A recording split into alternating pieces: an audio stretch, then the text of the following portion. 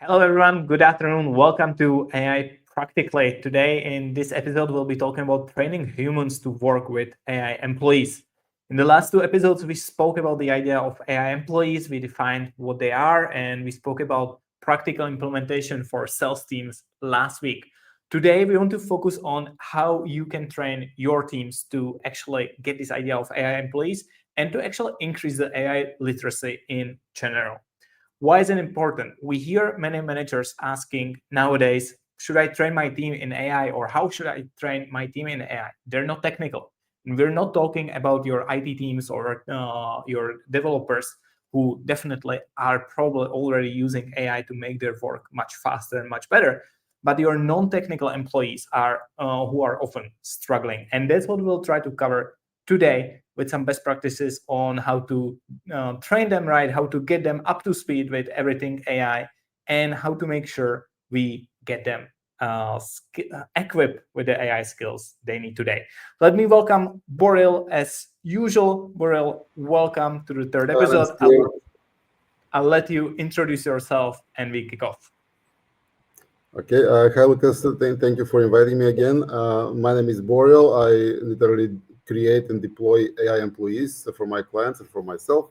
I face a lot of the struggles which most of the companies are having with implementing and deploying AI employees. And one of them, of course, is how the AI employees are working with the human employees. So this is the topic of our current episode. Perfect. Very nice to have you again. Thank you for dedicating your time to share your thoughts about it. And let's dive straight into it. So when we say AI literacy, what is it? How should I understand AI literacy? If you ask me from my perspective as an expert in this field and seeing a lot of companies having teams which are not technical, the first important concept to be embraced by the small and medium businesses is that being AI, having AI literacy is not being technical. This is a in-demand skill, something which very few will become not only recommended, but it will be mandatory skill and mandatory knowledge for handling day-to-day operations and work.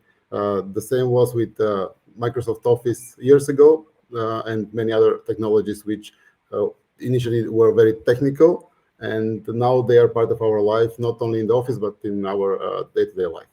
So the AI literacy is something which has several layers, and the most important one of them is not to understand AI from technology perspective, but to understand how to communicate with AI, and it has two main aspects, prompt engineering and context engineering.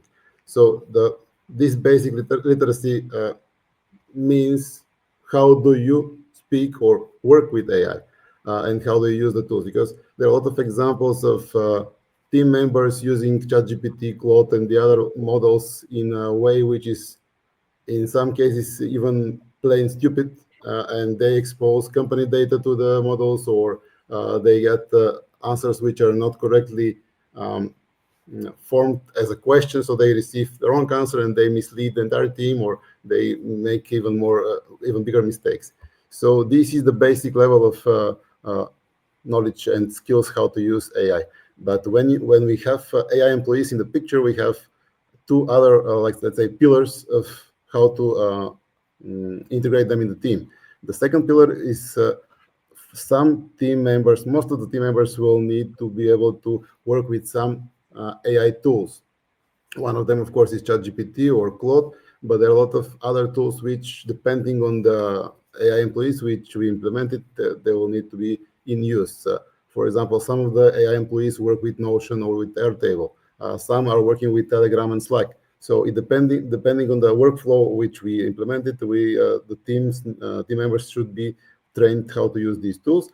And the third important pillar of integrating AI employees is to be able to communicate with them in a proper, efficient way, which means when we have the touch points which we have with them in our workflow, all team members should be aligned how to use them. For example, some of the AI employees are basically invisible. For example, they get the invoice from the email, they extract the data, they put it in the Excel file or the Google Sheets, and you cannot see them. You see only the effect of their work.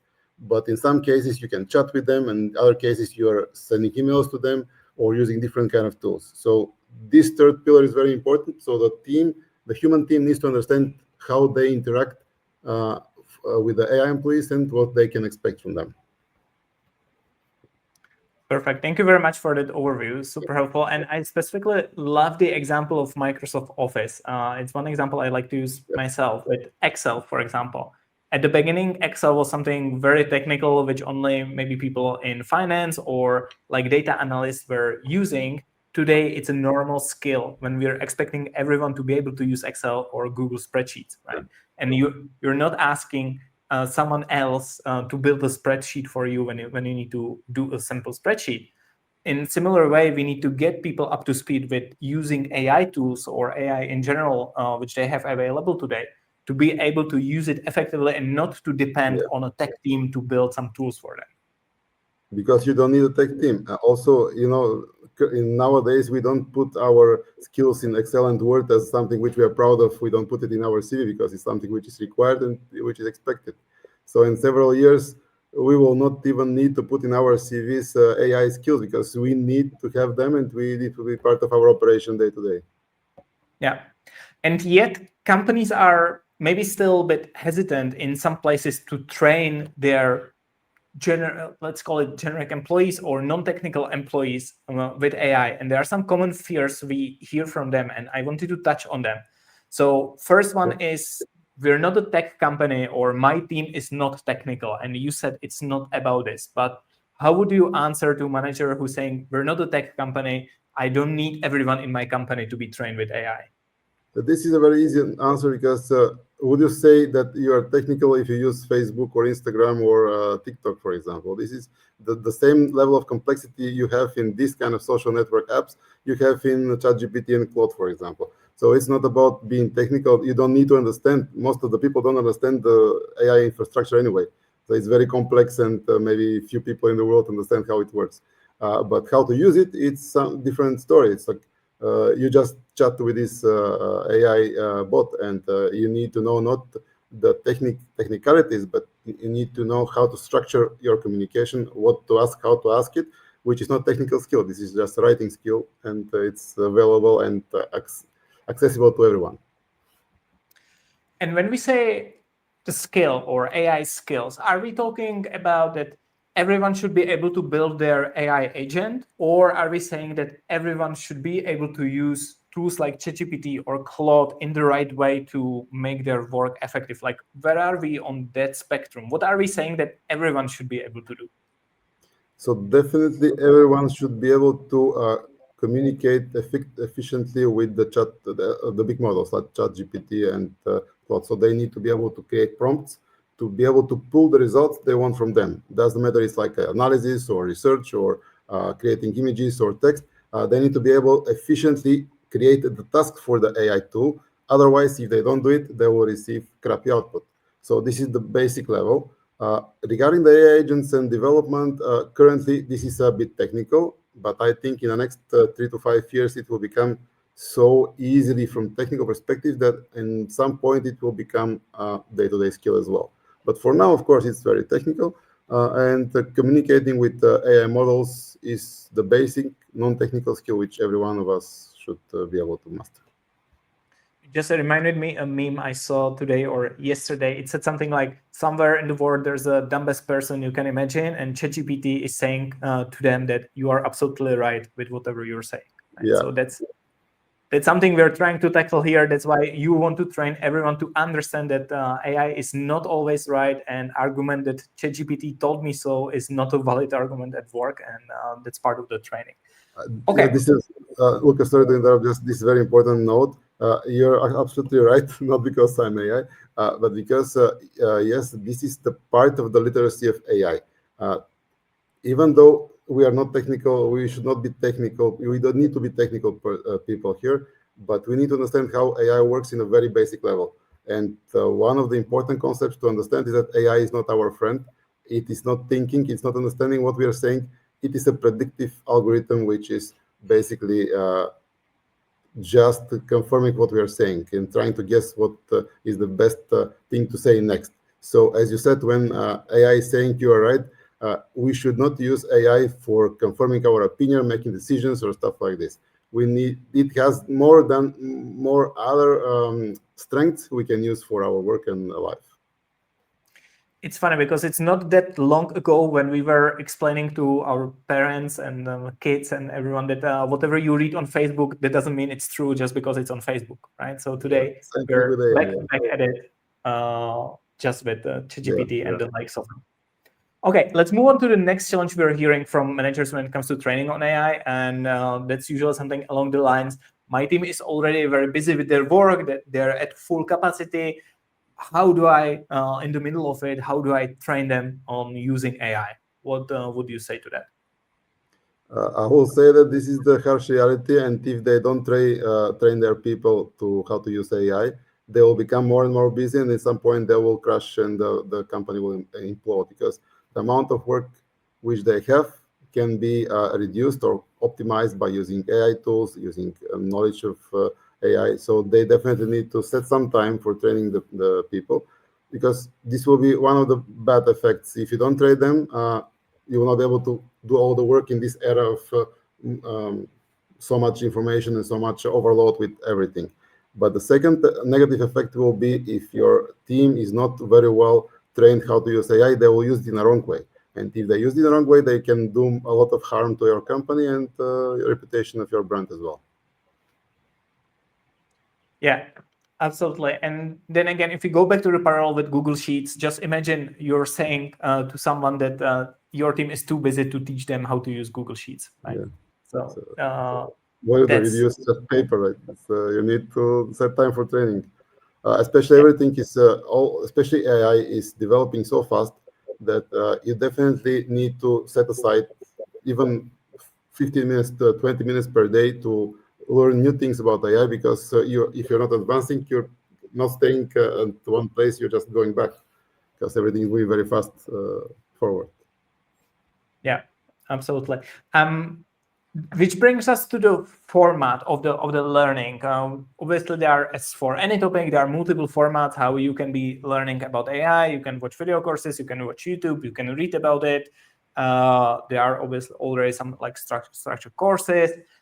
I don't know. I have a video course on Udemy, and there are multiple formats you can use. Right? What would you say is the most effective way, again, for non-technical teams in companies to start learning about effective use of AI?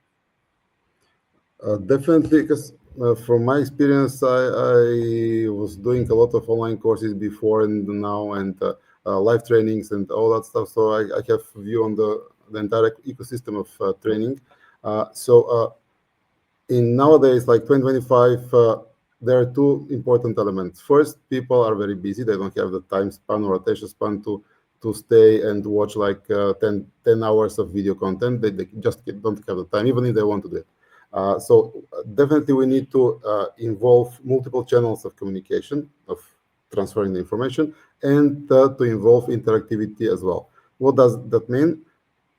Like a simple formula, maybe not the universal one, but just an example, overview of the content or the topic of the training with a very short informative video, for example, and all other elements to be interactive. For example, textual information very short with quizzes and interactive tests or flashcards and checklists, activity tasks. When people can do the task, they face the problem, they find a solution, and we provide the resources, giving them templates how to use them. And the part of this entire learning ecosystem should be definitely an interactive AI consultant, which is basically a interactive database, knowledge base, which these students, when they have the basics like the video and some information, they can ask this assistant, and it will have all the information. It will provide them with a structured way to use it, and will provide them with tests, quizzes, flashcards, and even video overviews, audio overviews, and so on. So this is totally part of the interactive process of learning. Yeah. I would just add one specific format which I love to use in especially corporate trainings, and that's combining the videos with some form of hackathons. where basically people get to use the AI in the real use case. They learn it by doing, right? One Yeah, example of exactly. this would be, which we did with one client's customer service team. There were some videos on the basics which they watched, and then we had a Yeah. hackathon where we built ChatGPT project for them. We train it, and they saw exactly how it's working from zero when it's not trained, all the way to getting all the information, training it, and in 1 hour basically they saw how much better the answers from ChatGPT got as they train it, as they improve the project, as they fed it with more information. And this way they were able to adopt it super fast because they saw it in action and they saw it applied to And they their did it by use case. themselves. Yeah. They need to put their hands on the exact thing, not just theory and watching videos. Yeah, this Yeah, engaging them with interactive workflow. Yes.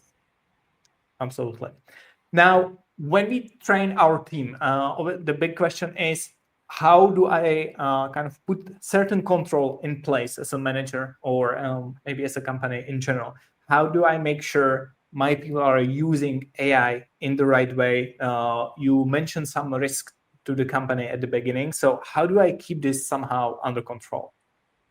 So it depends how deep is the company in the AI integration, AI transformation journey. Definitely, the team members should not randomly use AI because many people have their personal accounts. They are using their personal accounts for work, which is maybe the easy solution for small companies. But when you have a company more than 5, 10 people, you need to control the process. You need to control the workflow, and you should not allow people to use whatever tool they want and share whatever information they want with this tool. So the first step is to have a proper technical stack of how you use AI in your company and what are the stages of implementing and adopting AI. Because if you are starting, if you don't have any AI at all, you need to think how to make the first step. Maybe first step will be to use big models and have account for each of the department, for example, and give them instructions how to use it, to what purposes they can use it for, and so on. And the next steps we can build up like by creating custom GPTs, then agents, then entire workflows, then employees, AI employees, and so on. So how to start? Always start with first identifying and auditing what is the current level of AI adoption on the company. That based on that we can decide what kind of AI training should be provided and to whom, which part of the teams. Yeah. And I think that's a nice segue to the last part where we wanted to wrap this episode into some kind of cheat sheet for Yeah. managers or for L&D managers in companies. If you're thinking on how to start with AI training in your company, in maybe these 6 simple steps, this is how we would summarize what we've discussed so far and how you can break it down really to make sure that this training will be effective for your team. Boril, we want to walk through it or dig into some of the points? So this is a very, very good cheat sheet, and people can start using it. Definitely is a good starting point. So, as I said, we need to see what's the level of the AI adoption, because I had cases when my client is saying, "Oh, we are using AI for many months so far, so the entire team is very into this and they are proficient and so on." So definitely.